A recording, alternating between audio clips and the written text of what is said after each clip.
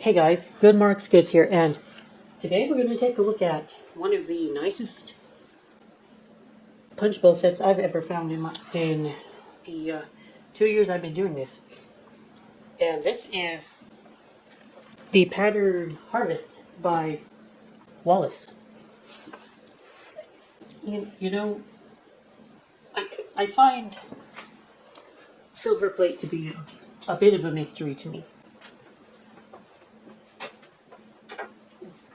What I mean is that most most things that people made out of Silverplate, and there's a couple things that come to mind, and it's mostly flatware, teapots, candle holders.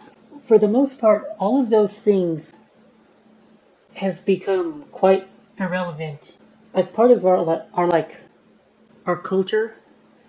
We've really strayed away from Silverplate, where it was quite ubiquitous, maybe even one or so generations ago. Flower's an interesting one because most Silverplate patterns are relatively unknown, and they come out pretty cheap. So premium stainless steel can, if you can find that, and if you know the patterns of stainless steel, and you can find it cheap, you can probably profit off that. I don't specialize in stainless steel, but I know that what I'm after is the silver on the silver plate, and I'm interested in the value of the base metals on the silver plate.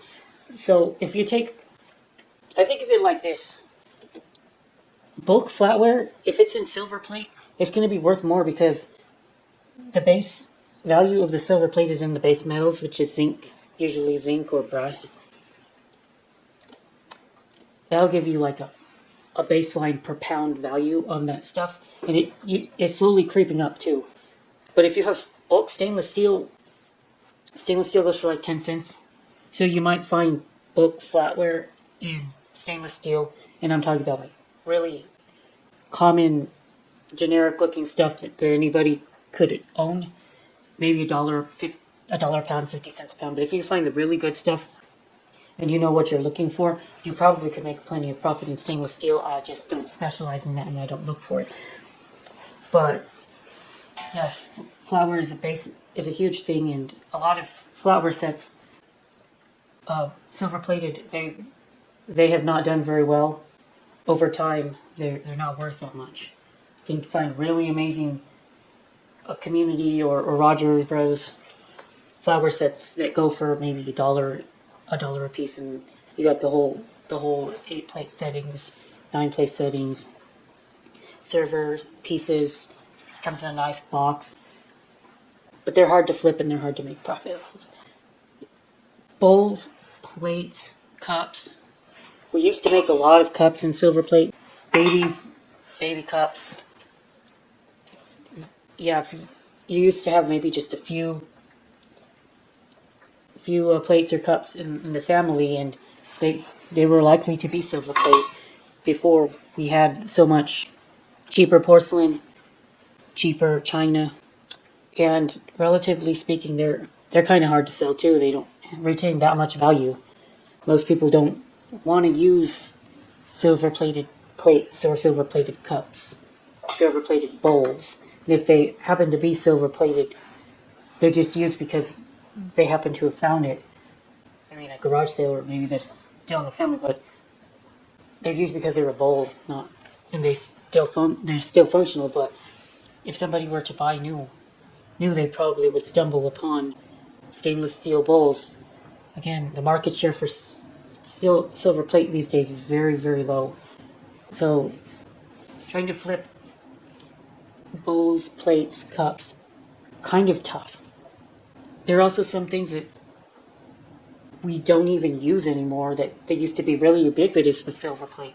And I'm thinking like more like candle holders, used to have bed warmers, salt cellars, biscuit boxes, tobacco boxes, spittoons. Though there's still a market for that because it's antique, but hard to find. And sometimes it's still hard to flip because nobody wants that stuff anymore. People don't really want a spittoon. It's kind of gross.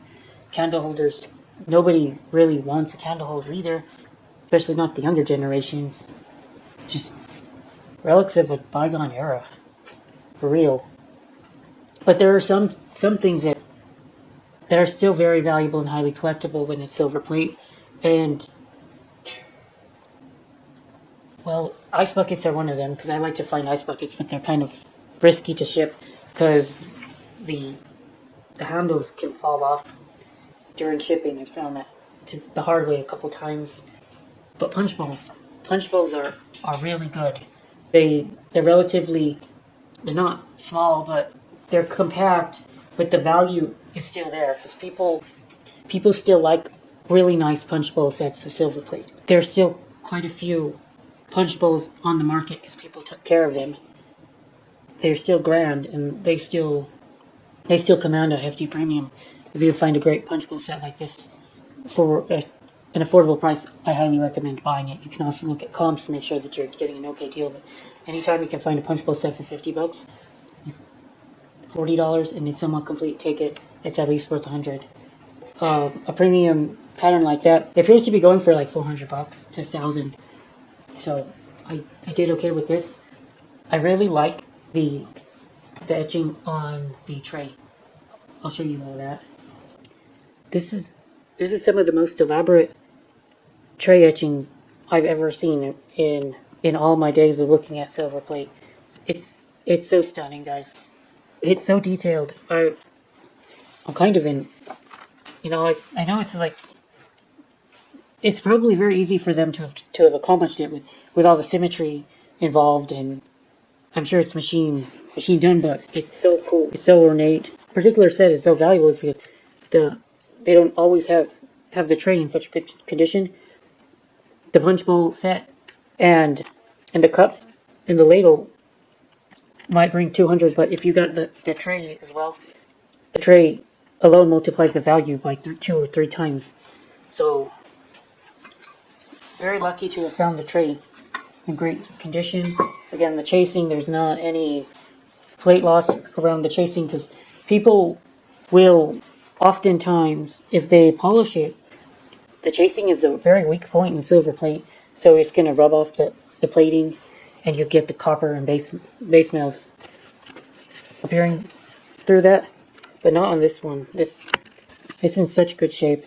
I can't stress enough how pretty this tray is. So, which is kind of funny because the focal point of the punch bowl set is the punch bowl itself, but the tray really stole the show.